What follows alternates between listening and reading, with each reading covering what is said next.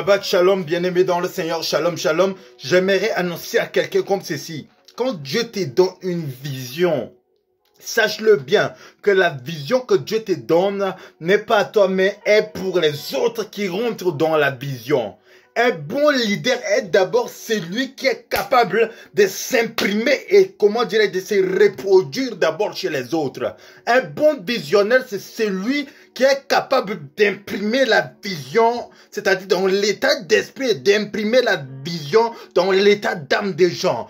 Écoutez-moi très bien, trop souvent les gens disent que pour que Josué commence, il fallait que Dieu prenne d'abord Moïse. Mon ami, laisse-moi t'annoncer qu'aujourd'hui on n'est plus au temps du Moïse, mais on est au temps de Jésus-Christ de Nazareth.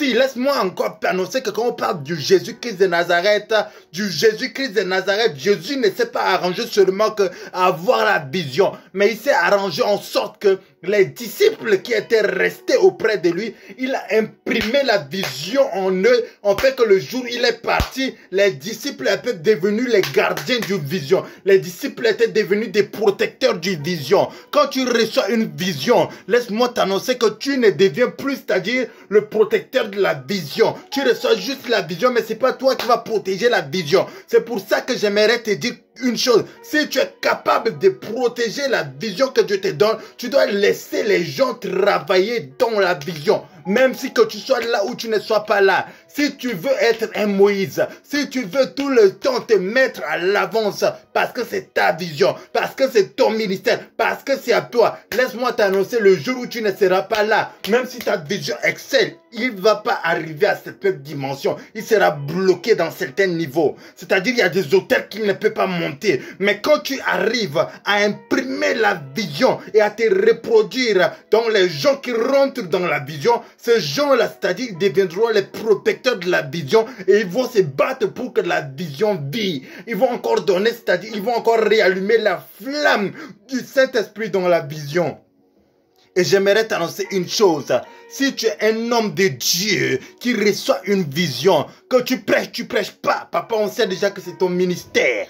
Que tu prêches pas. Maman, on sait déjà que c'est ton ministère. Mais laisse-moi t'annoncer seulement. Si tu n'arrives pas à te reproduire, tu n'arrives pas à incarner la vision dans les gens, ça veut dire que un jour ou l'autre, cette vision-là va mourir. Beaucoup de gens reçoivent des fois des visions qui viennent de Dieu, mais cette vision-là meurt. Pourquoi? Parce qu'ils ne sont pas capables tout simplement de renouveler leur prise de conscience et de se dire que Dieu m'a donné la vision. Mais telle personne est rentrée dans la vision, il a compris la vision. Qu'est-ce qu'il faut faire? J'introduis la personne, je laisse travailler et puis moi je recommence une vision dans cette vision, la procréation. Trop souvent, beaucoup de serviteurs de Dieu ne savent pas rentrer dans la procréation. C'est pour ça que vous allez voir, il n'y a plus beaucoup de gens qui impactent dans l'évangile. C'est pour ça que vous allez voir, il n'y a plus beaucoup de serviteurs de Dieu qui prêchent encore, c'est-à-dire la vérité. C'est pour ça que vous allez voir, il y a beaucoup des hommes de Dieu qui commencent, c'est-à-dire à laisser la gloire leur monter à la tête.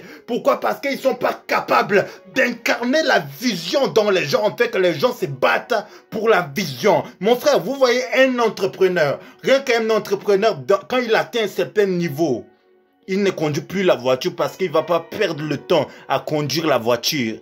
Pourquoi? Parce qu'en ce moment, il peut prendre de l'argent pour peut-être payer le chauffeur. Alors, c'est-à-dire, trop souvent, vous allez voir, les patrons restent derrière la voiture, pas parce qu'ils aiment rester derrière la voiture. C'est parce que, tout simplement, ça leur permet de travailler et de continuer à travailler pour que, c'est-à-dire, leur vision, la vision qu'ils ont de leur entreprise, continue à faire en sorte que leur entreprise excelle. Donc, c'est-à-dire, ils délèguent. Comme tu es un homme de Dieu, tu dois savoir, un bon leader doit savoir, c'est-à-dire, recommencer à zéro. Un bon leader doit savoir, c'est-à-dire déléguer, même s'il est là, il doit savoir laisser des tâches importantes aux autres afin que la vision continue toujours.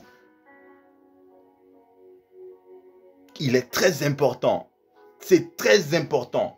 C'est très important de déléguer, d'incarner la vision, d'éduquer les gens avec la vision que tu as, en fait que la vision que tu as devient, c'est-à-dire leur mode de vie, devient même leur source de respiration.